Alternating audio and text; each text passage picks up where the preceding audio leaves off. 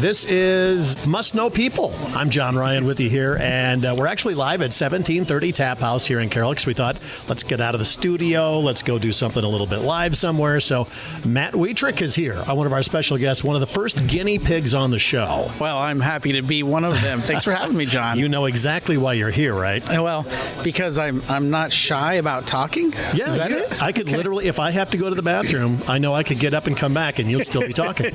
Certainly could do that. You're welcome. Yes. Absolutely. You might know Matt as the Naturalist from Carroll County. You just spent, what, 15 years doing that. That's crazy. I know. That was great. You were always walking through the radio station with snakes, owls, whatever you had that day. Whatever we could do to get out and get people wandering around a little bit and inspired a little bit. So, yeah, it was a great partnership, and I know it continues to be for you guys in Carroll County Conservation. So we really appreciated the venue to be able to get the word out. How'd you get into all that? I mean, were you like a kid that brought snakes into your stuffed frogs in your pocket? It's a great question, and I think that we often say, people can watch shows about TV, they can take school classes about TV, they can read books, but it's those experiences you have as a kid, especially, that make you into that person as an adult. And that definitely rings true for me, from my grandparents taking us fishing and camping, and I was in scouts and things like that. So just a lot of experiences outdoors, to not be afraid of the outdoors, but then be very curious. I definitely consider myself a very curious person. So I will say, when you walked in with the snake, everybody backed off. They're like, what in the world? So not afraid of any of that stuff. Right. No, that is. And it's anything you were afraid of, by the way? Not really. It's interesting because one of the scariest, most dangerous animals is mosquito. Yeah. Okay. Those are the animals that are transmitting the most problems. So no, I'm not really afraid of any animals at all, I guess. No, it's especially here in Iowa, or at least in this part of Iowa, there's no venomous snakes, and so even the thing with snakes and bats is it's almost never on our terms. It's always a surprise, and that's always one of the problems, Yeah, and they're the good animals you want to have around. So. That's right. Very misunderstood. Now, where did you grow up? You didn't grow up here in Carroll or around the Jefferson area, did you? No, I grew up in southeast Iowa, in Fairfield. Okay. Yeah, up till 5th grade, I was in Osceola, south central Iowa, but then 5th grade through post-high school, graduated from Fairfield, so southeast Iowa, quite a ways from here, and went to Iowa State then, and just kind of hung out in this area, and eventually stuck around here. And I actually have family ties in Grand Junction and Greene County area, too. Oh, so that's kind of a natural tie. Well, it was just strictly coincidental. It really had nothing to do with anything at all, aside from getting this job over in Carroll. Did you get over to the Maharishi temple over there? Well, it's funny because if anybody knows anything about Fairfield, it's Maharishi. That is about the only thing I know about Fairfield. Yeah. I do know we had an assistant news director, Steve Smith. He was went over there to work at the radio station. He was eventually the general manager, eventually the mayor of Fairfield. Okay. So, yeah, I know important people around the state, Matt. I'm well connected here. The thing that I love about Fairfield, especially as an adult looking back, it is I would argue probably the most culturally diverse community in the state per capita. It's about the size of Carroll, but you've got worldwide influences there. You've got people literally from all around the world coming to be a part of the Transcendental Meditation movement or going to Maharishi University there, like you mentioned, and you see it on their town square. You see all these outside influences of these cool restaurants, and I mean they've got. How many Indian restaurants does Carroll County have? Let me see. At last check, I don't know if they're doing a big business here in Carroll County. So I think there's 3 or 4 that I know of now in the same size community. Yeah. So you've got a lot of diversity of restaurants and bookstores and stuff like that. So it's a different community for Iowa. About the strangest one I know, up in Early, they just opened a Cuban restaurant in Early. Wow. Yeah. Wow. If you drive through on the highway there, that's about as exotic as it gets here. So that's pretty great. If you're dying for a great Cuban sandwich, stop on by. They're pretty good. Early, okay. Yeah. Noted. So you got here to Carroll County. You spent 15 years as the naturalist. Yeah. Man, you had to love that job. It was a great job. Something very, very passionate about, and really was. It's one of those you get up and you look forward to going to work and figuring out ways to inspire people to care about the environment around them, and really it's I'm fascinated by a lot lot of the things. There's pretty things. There's really interesting ways that plants and animals make a living. But at the end of the day, I would tell people, even if none of that's interesting to you, you should care, because the health of the environment is a reflection of the health of where we can be and in our own health. So if you want to grow old with, the ability to not fight diseases and other issues, having a healthy, clean environment is why you should care about it. So, but you can teach people, but it's getting people that feeling, those emotional connections that really drive them to I can make a little extra effort to recycle, or I can think about how to reduce my consumption of this or that.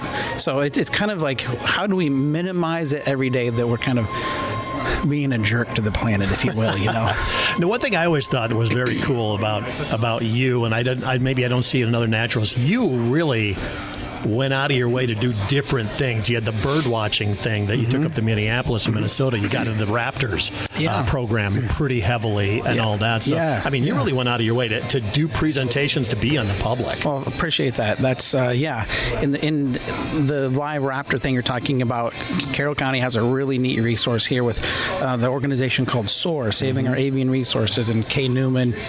And getting those live birds of prey out to show people. I was just looking in my Facebook memories today, and from some pictures from SOAR, and I had an eagle on my fist and a snowy owl on my fist, and really those are really, really impactful teachers. I could talk raptor adaptations all day, but to see a live bird of prey right there is really impactful.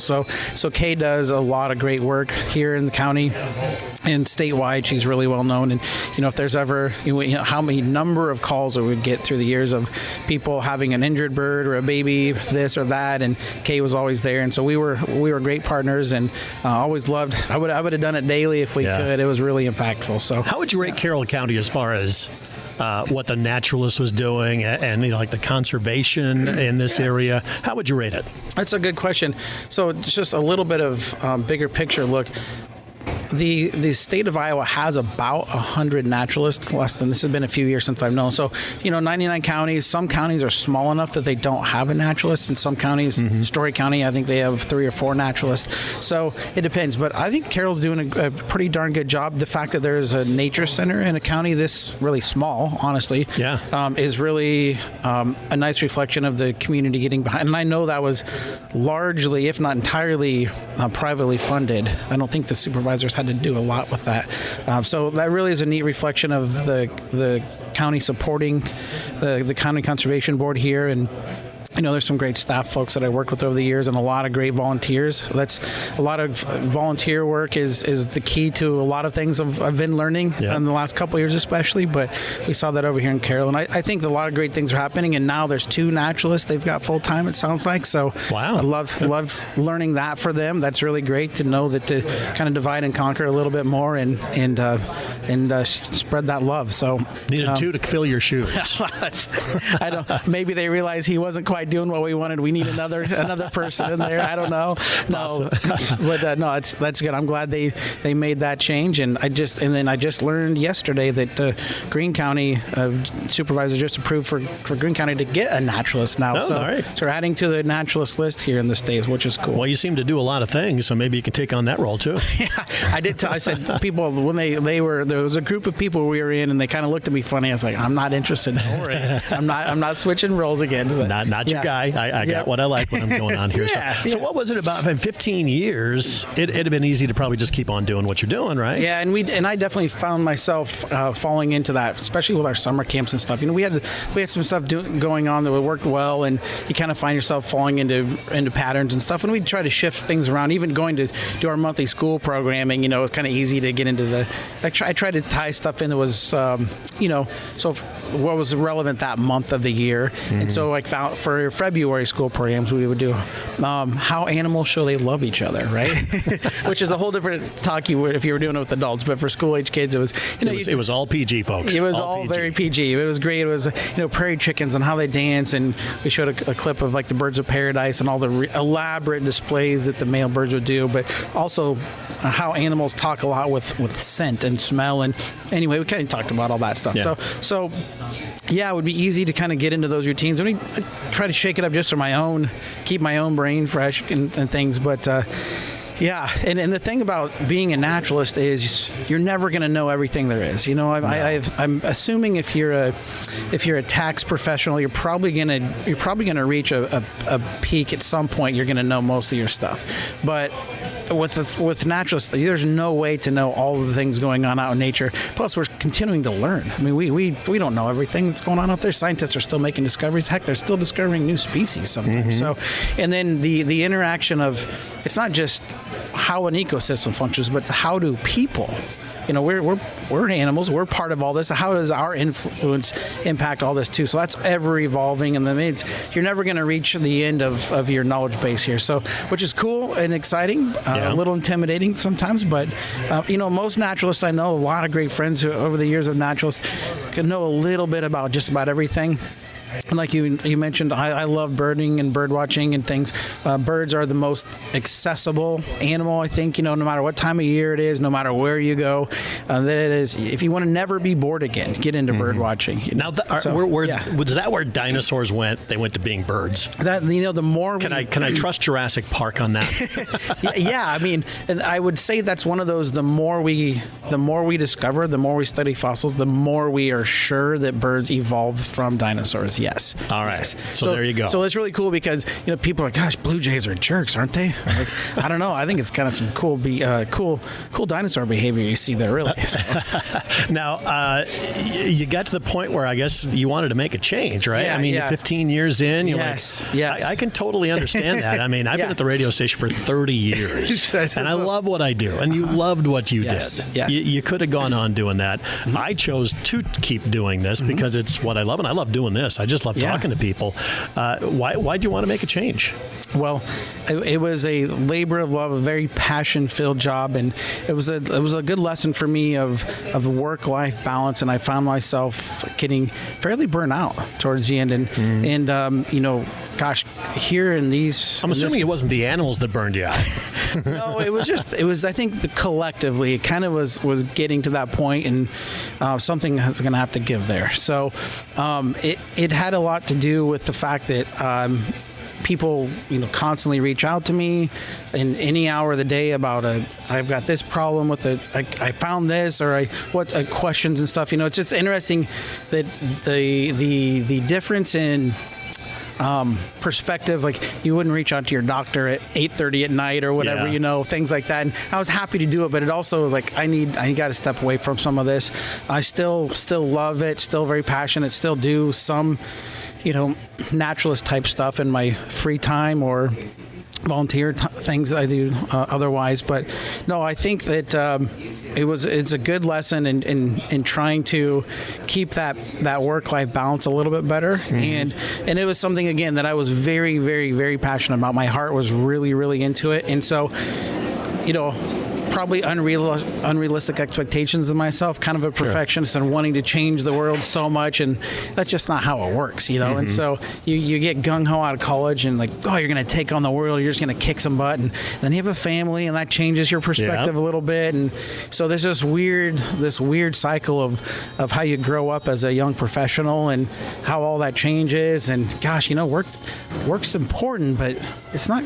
I don't have to prove myself now anymore, and now I've got little versions of myself at home that I need to be able to. I was going to say, do you have kids that go, yeah, Dad, we know that about this bird? You know, yes. Well, it's pretty great because I have basically all teenagers at this point. So let me say, I am the least cool person on the planet.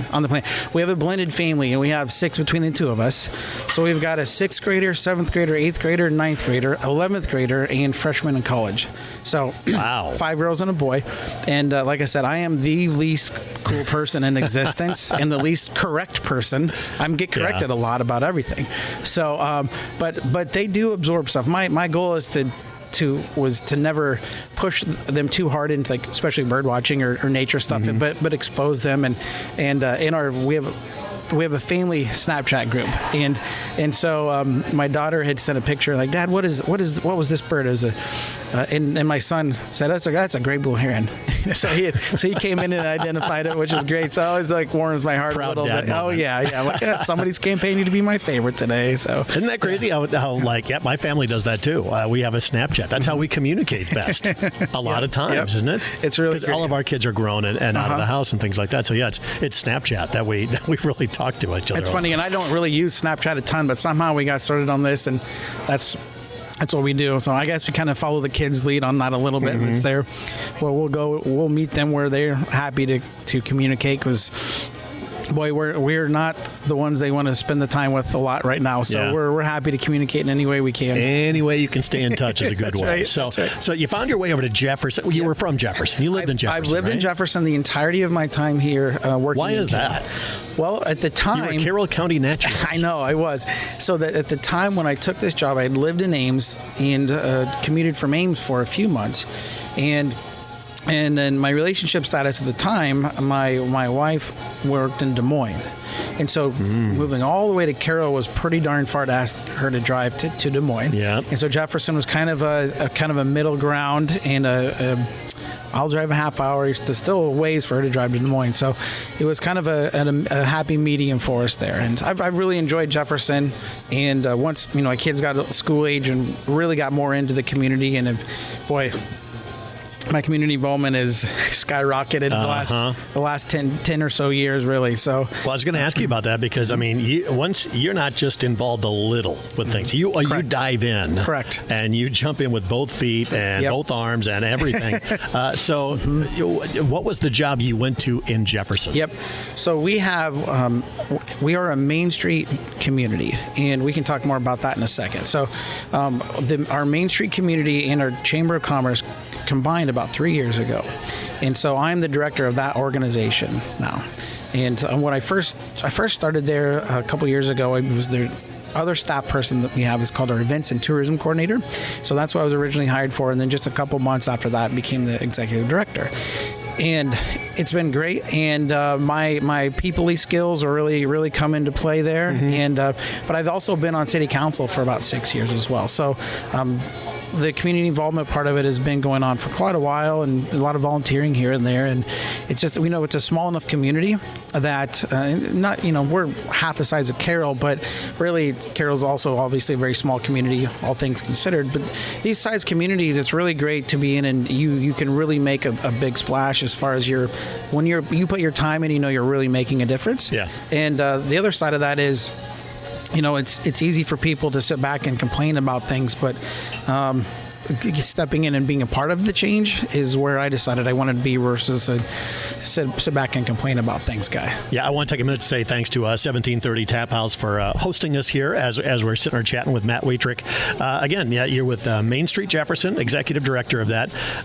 All of your time you spent presenting animals to classes, doing all that, man, that's just like prep work of what you're doing now. Public speaking is when they pull people across the country, that's always one of their number one fears, right? It's not spiders and snakes. I mean, those are up there, but public speaking seems to be the underlying fear and for you're folks. An expert in all that stuff. I always tell people, and that was whenever we had interns, when working over here in Carroll, or job shadowers or whatever, I always harped on taking advantage of speech classes, and that's the kids hate speech class, but those are really great. Your communication skills are really important. Writing too, you got to get beyond just how you would text your friends. Being a good communicator is everything. Really is huge.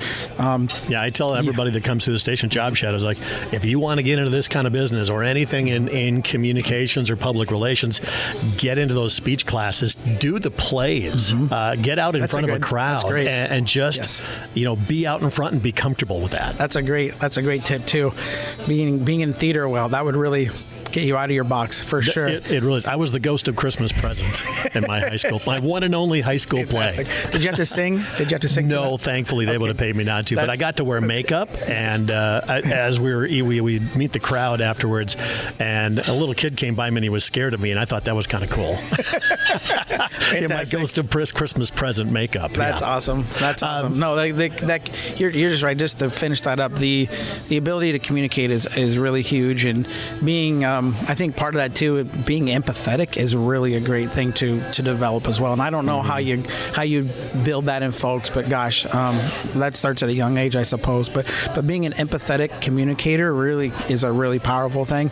The classic book of How to Win Friends and Influence People is a great book to just. Mr. Dale Carnegie. Oh man, it's so good. It's my grandfather sent that to all of us grandkids and said this was an influential book in my life, and really hope you read it. So. Did you ever take it, the class? I did not. No, I know like that's a whole deal, and I did not. But I did. I took the class through the radio station once I got here.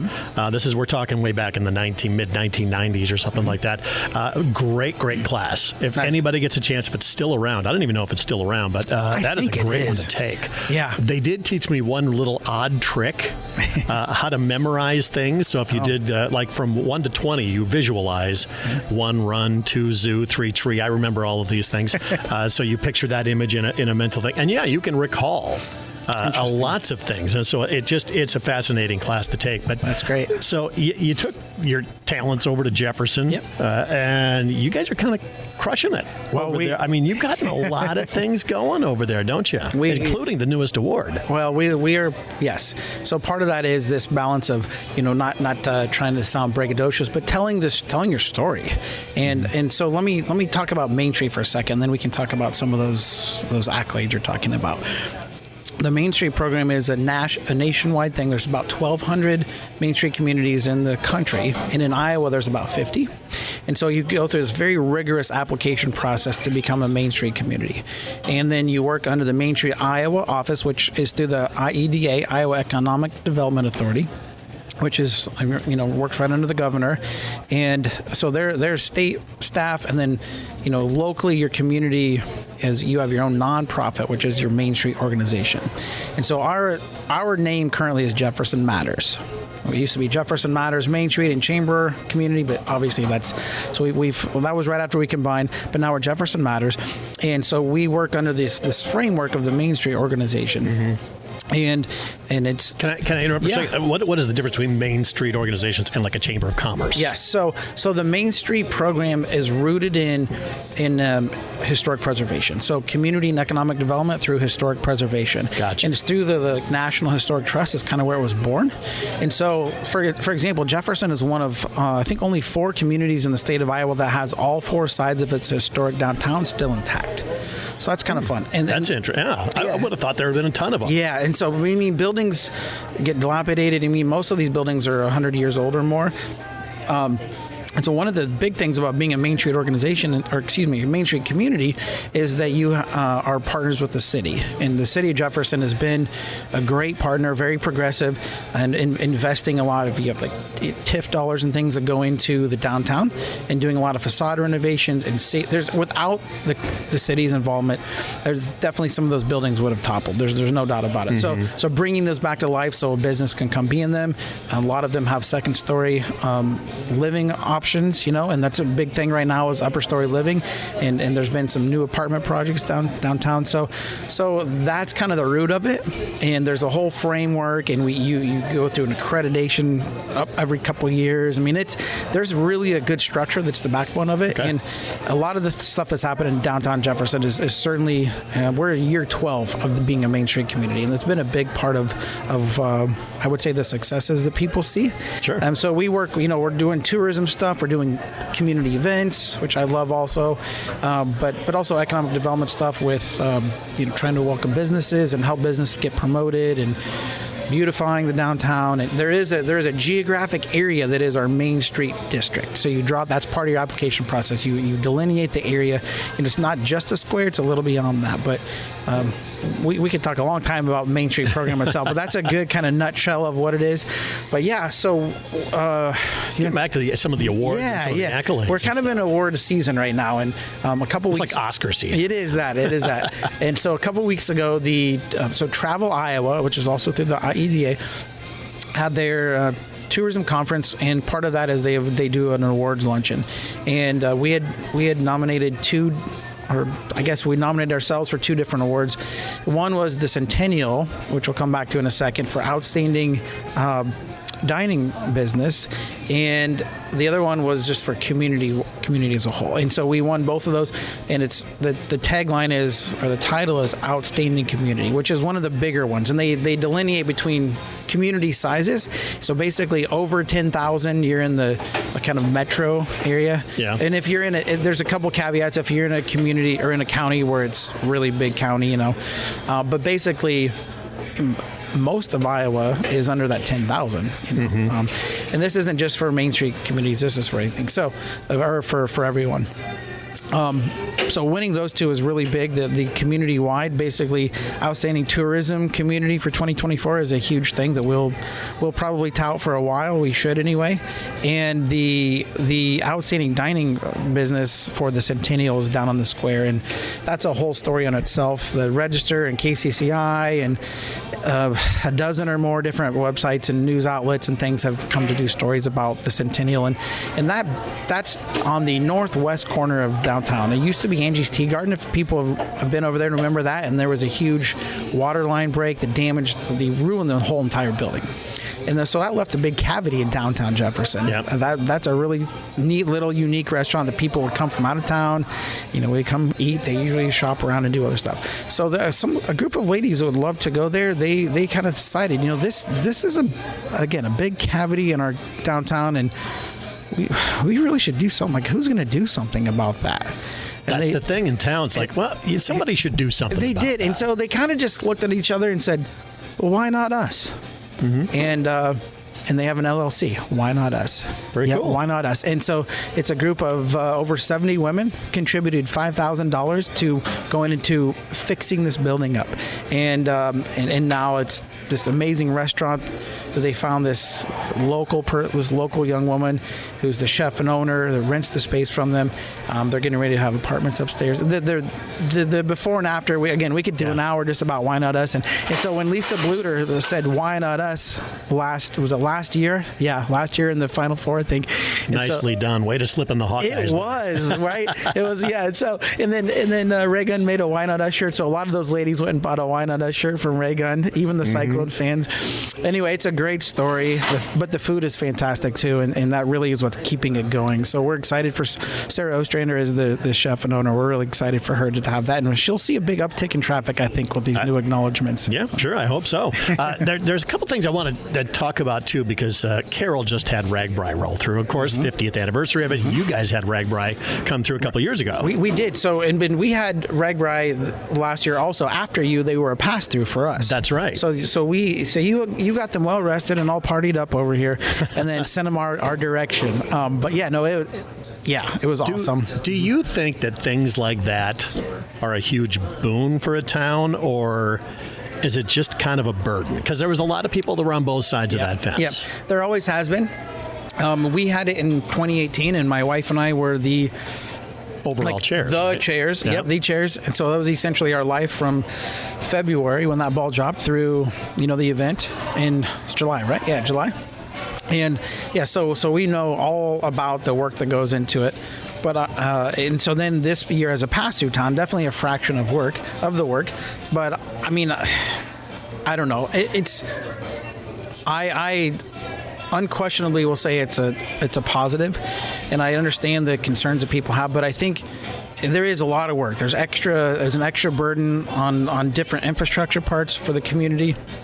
But I think, just like everything, it's important to kind of keep that bigger picture, those secondary and tertiary impacts that events like that have. I know we have had, in Jefferson anyway, some people that have ended up moving to Jefferson through Ragbri connections and the coffee shop downtown. You know that for sure. I do know that, okay. 100%. Yep. All right. So, I mean, that's just a one or two small example thing, but essentially putting your community on the map for some of these people. And I think if you really do it well and plant that seed while they're here to give them reasons to want to come back. And they're just literally passing through or spending the night only.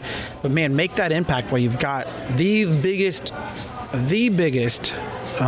marketing opportunity, tourism opportunity you're ever going to have in your community in Iowa. And you have tens of thousands, whatever your number is going to be that year.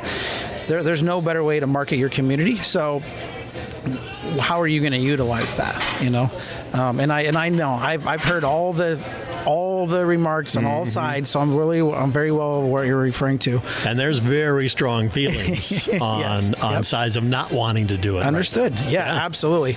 And to those people, I would suggest stay home for a day or two, or minimize your work around town. But boy, the people who are 100% volunteering their time are very passionate about it and feel that it's a great impact. And I mean, it's a lot, no doubt about it. And last year, with it being the big anniversary, I was trying to really explain to people, and I'm sure it happened here in Carroll, but what an honor to be asked when they knew it was going to be their biggest crowd, and they wanted to showcase Iowa the best way they could.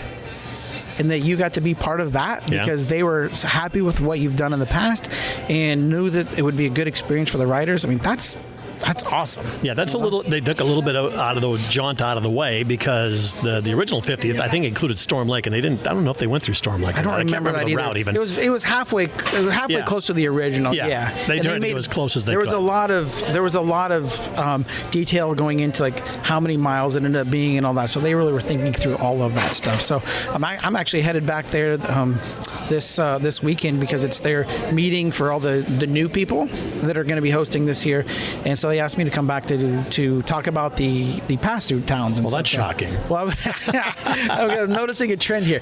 Well, I was like, well, that's a great honor. I appreciate that. The director, Matt Phippen, had called and said, like, cool, yeah, love to. That's I don't know what benefit I can provide you, but I appreciate being asked. If Matt called you right now and said, hey, we want Jefferson next year to do an overnight, I don't answer that. No.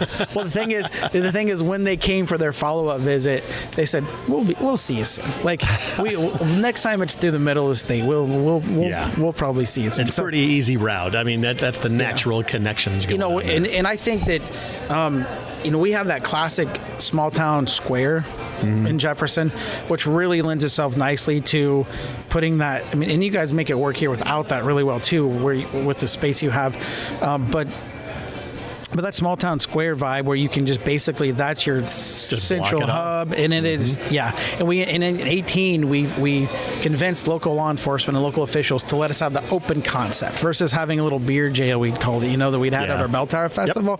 And boy, it sure is. And we've kept that through our Bell Tower Festival and other events, and it really is, the community's benefited from that a lot and makes everything a little bit better. So there's an instance where Rag Race certainly had a positive impact on our community in Jefferson. And in weird ways, you just never know what's going to come out of it. That's right. So the casino. Yeah. How big is that for you guys as far as tax dollars, things like that? I mean, it's got to make it just a huge impact. And some people will knock that as well. Mm-hmm. They're not in favor of the casino being in their town, but you guys have embraced it. I take it. So when it first passed, it had to be a supermajority, that 60%. And then it's after, is it 6 or 7 years, you have to have a second vote. It's one more vote, and it's never not passed in Iowa. It's your community's opportunity to say, well, this has been an epic disaster, and we do not want it here. And then so the casino has to basically vacate that space for a certain amount of years before it could come back. But it's never happened. Yeah. We just had this vote, I believe, 2 years ago now, and we passed it with the highest percentage of yes that any of them have ever had in Iowa. And through my duties on city council, I sit on this board as an ex officio member, and that board is called Grow Green Gaming Corporation, and that's the QSO that handles the gaming revenue and how to deviate it out. So the night before we're recording this, actually last night, we had the big awards night, and so this is where so 5% of Wild Rose's gaming revenue goes to this QSO and gives it out to the communities within the county itself, the school districts in the county, and then what kind of numbers are we talking about? We'll get to that in a second. So this board, on their own accord, chose to also contribute money to the contiguous counties, including Carroll. And that's not a requirement by the state. We just decided to do that to be good neighbors and share the love and be a more regional absolutely aspect of it. And so I can tell you last night that all five counties touched Greene County, and every one of them received $53,500 for their community foundation. So that's not a small number, and through the years there's the collective we had those collective dollars on to show people last night. I don't remember that off the top of my head, but the city of Jeff, and so the communities get X amount of dollars per capita within the county, and it caps at $50,000. So Jefferson itself gets $50,000 every year to go towards special projects. A side note too, the casino has the hotel associated with it, so that's increased hotel motel money that we get to use for different tourism things too. So that's a second kind of extra added dollar to the city government to be able to fund out. But after you do all of these contiguous county dollars, the community dollars, the school, all that, then you have X amount of dollars to give out for competitive grants. And that's what's really fun. So you see people now dreaming of projects that would have never even come across their mind before. Yeah. And for example, one of the Main Street projects we did last year, the Jefferson Matters, one of our teams, our Tower View team, has been renovating three of the alleyways downtown. They're pedestrian alleys off our square, made them into public art places. Imagination Alley. Pocket parks. Yeah, it's kind of a pocket park per se. Yep, that's a good use. The West Alley is called Imagination Alley. It got $100,000 last year. And this just the one project. Just that one project. So to do it to the level we're doing it, Jefferson, Iowa isn't going to get to do that. We're just not going to, those funds aren't there, So these type of things are fun, where we're doing a lot of things like the medical center gets new things that it wouldn't have had, or new updated ambulance, and differently Scranton gets a fire truck, and Grand Junction gets new medical equipment for their fire station, stuff like that. So schools have benefited. Huge. You look at that new school right there on the highway. It's amazing. I have not been in it yet. $4.5 million went to specifically the new gymnasium and performing arts theater, and they are both very beautiful. And so now we can host. We hosted would have been a regionals for high school basketball sectionals. I don't remember which level that would have been, but it was a doubleheader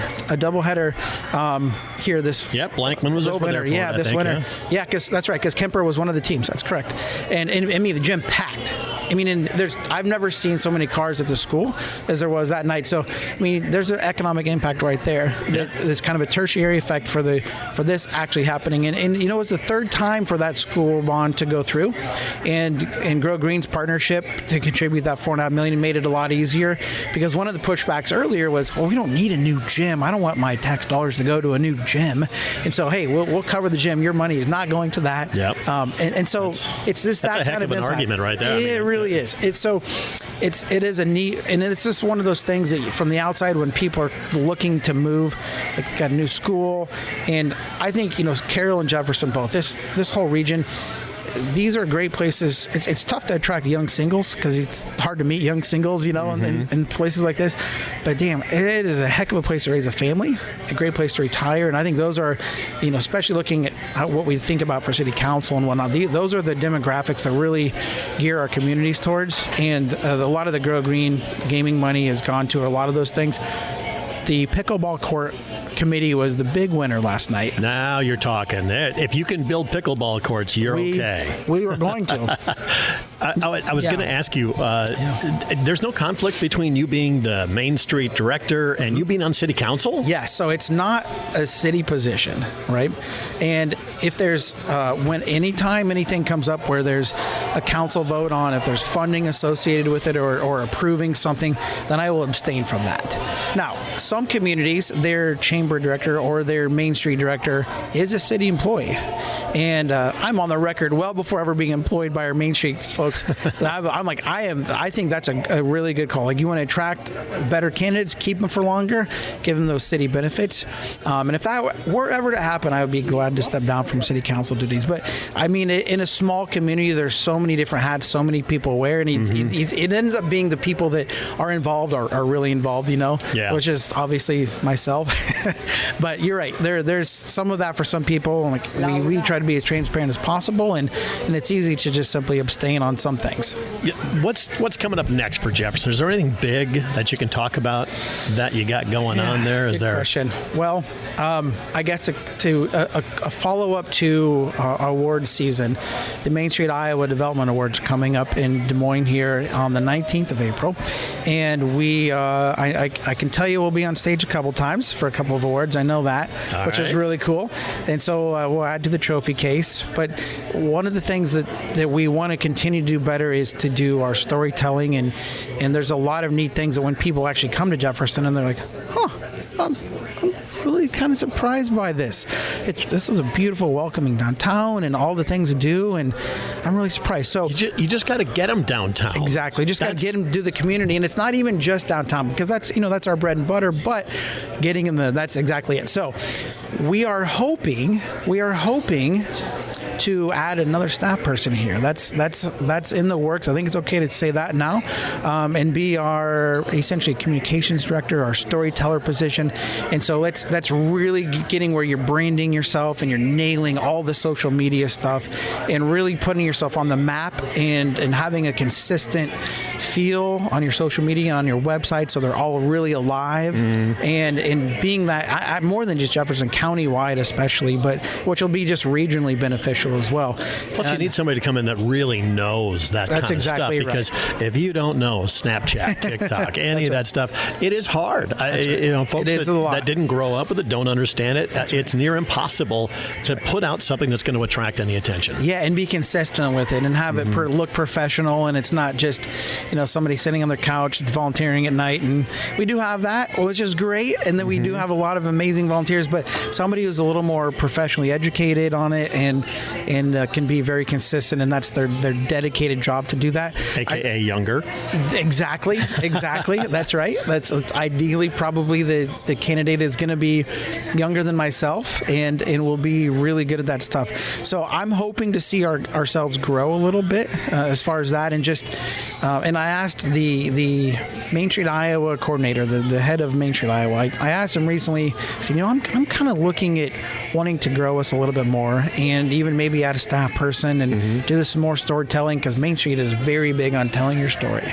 And I said, am I nuts? We're a town of 4,500, and is that a lot for our program to do that? Am I barking up the wrong tree? And he said, it's not about the size of the community. It's about the volume of work that you guys do. And no, you're not wrong. You should keep barking up that tree. So we're going to, and I think, a partnership with Grow Green is going to be part of that growth for us. And barking doesn't hurt. No, yeah, it is. You always got to keep doing it. That's right. Yeah. Right, so let's kind of gear off of the work aspect here. Cool. So, I mean, I don't know. I was going to ask you a question. What do you do in your spare time? Because, man, it sounds like you're just busy a lot. City council on Main Street and all that stuff. Yeah. And you're got 6 kids. And 6 kids. We stay busy.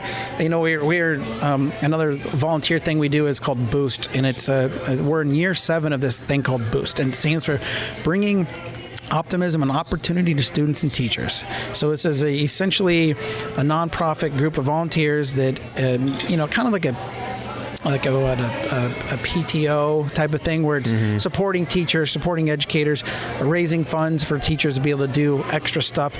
And so we've got that coming up here. Actually, this weekend, a big fundraiser event. 6 years of that, we've raised over $350,000 for our teachers and students. So it gives them an opportunity. What does that go towards? Great question.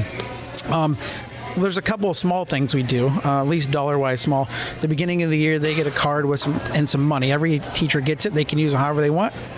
And then around Valentine's Day, they get another. They get some, we call them chamber bucks, to use however they want, just to know they're loved, to supported, But essentially, the big thing is if they've got something that's maybe outside their normal budget, stop spending your own money, for one, because teachers notoriously do that because they love what they do. But if it's a special field trip, or if it's like the music department got mandolins, and the elementary PE teacher bought bikes to teach kids how to use bikes and use them responsibly, and every single grade has been impacted. Every teacher has got stuff that they've asked for, basically.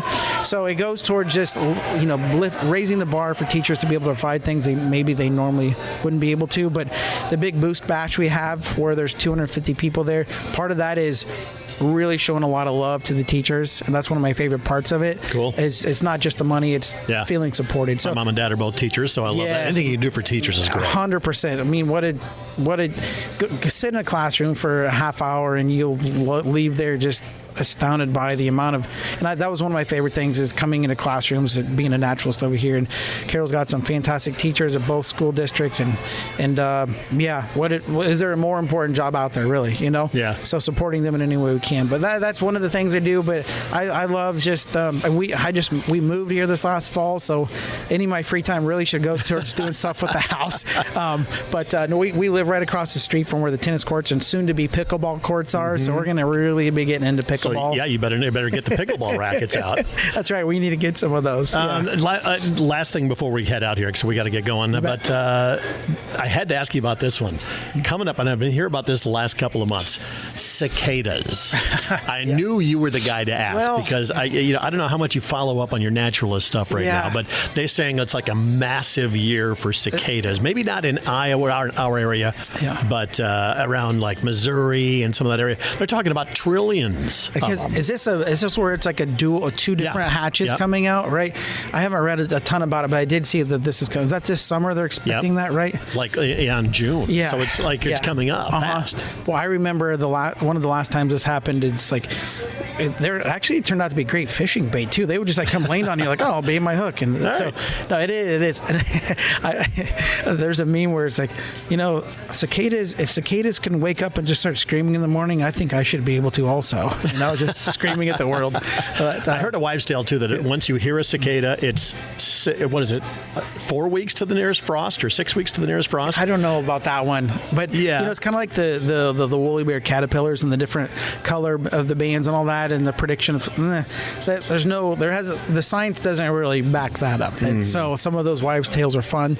It's whatever, sometimes just be careful with your information. It's still fun to kind of talk about that stuff. But no, these different things, when they spend most of their lives underground, right? The 17 years or something. Yeah, it's right? wild. And they come out basically to reproduce and scream, and that's it. It is a really interesting. So I have no idea what. I just call that Monday. Yeah.